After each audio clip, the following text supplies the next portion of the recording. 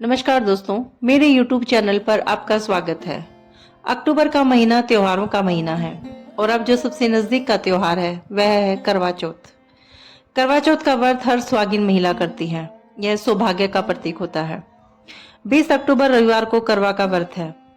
यह व्रत सुबह 6:46 से शुरू होगा और 21 अक्टूबर को सुबह 4:16 पर इसका समापन होगा। सरगी खाने का समय सूर्योदय से 2 घंटे पहले तक होता है, तो आप कोशिश करें कि 4:30 तक आप अपनी सरगी खा लें। करवा चौथ वाले दिन पूजा का समय रहेगा 5:46 से शाम 7:02 तक। यह समय पूजा के लिए शुभ है। सुबह नहा धोकर प्रण लें कि पार्वती माता, जैसे आपका सुहाग अमर है ऐसे ही हमारा सुहाग भी अमर रहे। करवा के व्रत वाले दिन आप पूजा करने से पहले अपनी सारी सामग्री जुटा लें। करवा के व्रत में जो पूजन सामग्री आपको चाहिएगी वह लिस्ट मैं आपको बताती हूँ, ताकि आप सारा सामान समय पर अपने पास रख लें, आपको बार बार ना उठना पड़े पूजा पर से। एक तो आप लाल कपड़ा ले लें चौकी पर बिछाने के लिए, लाल चुनरी ले लें माता को ओढ़ाने के लिए, और करवा माता की तस्वीर, गणेश और माता पार्वती जी की तस्वीर। अगर जो करवा माता की तस्वीर के अंदर ही गणेश और पार्वती जी की तस्वीर मिल जाएगी तो आपको अलग से लेने की जरूरत नहीं है। एक मिट्टी का करवा, एक खांड का करवा। अगर आपको मीठा करवा नहीं मिलता है, खांड का करवा, तो आप दोनों मिट्टी के करवे ले सकते हैं। मिठाई, गेहूं, चावल, मोली, गंगा जल, जोत के लिए दिया, बाती, घी, एक पीतल का लोटा, फूल और माता पार्वती जी का श्रृंगार और सासू माँ जी का श्रृंगार और उनके लिए कपड़े और 4 सीख, चांदी का सिक्का, हल्दी और सिंदूर। ये सारा सामान आप पूजा से पहले ही अपना इकट्ठा करके और रख लीजिए जहां पर आपको पूजा करनी है, ताकि आपको सारा सामान वहीं पर मिल जाए। सबसे पहले आप नहा धो के अपना 16 श्रृंगार कर लें। अब आप सबसे पहले जहां पर भी आपको चौकी जमानी है वहां पर आप थोड़ा सा गंगा जल छिड़क के उस जगह को साफ कर लें। उसके बाद थोड़ी ऊंचाई पर आसन लगाएं।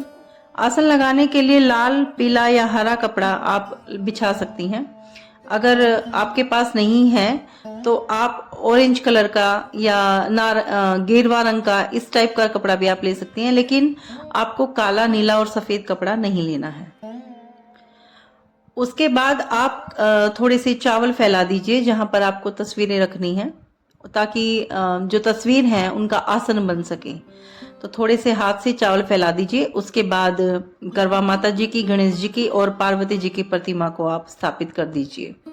उसके बाद उनके सामने थोड़े से मुट्ठी भर गेहूं फैला दीजिए दो तरफ। एक जो गेहूं आपने फैलाया उनके ऊपर मिट्टी का करवा और दूसरा जो गेहूं आपने फैलाया है उसके ऊपर खांड का करवा रख दीजिए। मिट्टी के करवे में आप थोड़ा पानी भर दीजिए और मिट्टी के करवे के आगे जो होल है उसके अंदर सींक लगा दीजिए। जो 4 सींक थी वह सींक लगा दीजिए। अगर आपके पास सींक नहीं है तो आप रुई से भी उसके मुंह को बंद कर सकती हैं और ऊपर ढक्कन रख के और उसके ऊपर गेहूं के दाने और एक फूल रख दीजिए। उसके बाद आप खांड का करवा स्थापित करिए। जो दूसरे गेहूं की ढेरी आपने लगाई थी उसके ऊपर खांड के करवे को आप अनाज से भर सकती हैं या ड्राई फ्रूट डाल दीजिए उसके अंदर, और उसके मुंह को आप फूल से बंद कर दीजिए। फूल रख दीजिए, मिठाई रख दीजिए। खांड का करवा जो होता है वो माता पार्वती का होता है और जो मिट्टी का करवा होता है वह हमारा होता है, यानी सुहागिन महिला का जो पूजा कर रही है उसका होता है। उसके बाद एक पीतल का लोटा लें, उसमें शुद्ध पानी भर लीजिए, उसके अंदर फूल डाल दीजिए और भोग का जो भी सामान आप लेके आई हैं वह एक प्लेट में रख दीजिए। अगर आप मिठाई लेके आई हैं तो मिठाई, और अगर आपने घर में ही कुछ बनाया है, खीर या हलवा, तो आप उसका भी भोग लगा सकते हैं, लेकिन भोग का सामान शुद्ध होना चाहिए। उसके बाद आप मोली लेकर और दोनों करवे और लोटे के ऊपर मोली बांध दीजिए और जितनी भी तस्वीरें हैं सब पर मोले की माला चढ़ा दीजिए, यानी कि मोले के धागे को डबल करके और इतनी बड़ी माला बनाइए कि तस्वीर को कवर कर ले वह माला। और उसकी यह जो मोली होती है यह हमारी तरफ से वस्त्र अर्पण किए जाते हैं।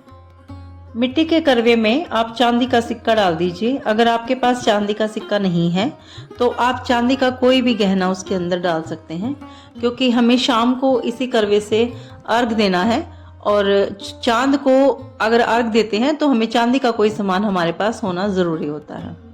दोनों करवे और पीतल के लोटे के ऊपर स्वास्तिक का निशान बना दीजिए हल्दी से। उसके बाद सारी तस्वीर पे आप सिंदूर से तिलक लगाइए और शिव जी और गणेश जी को हल्दी या चंदन का ही तिलक लगाइए, उन पे सिंदूर का तिलक नहीं लगता।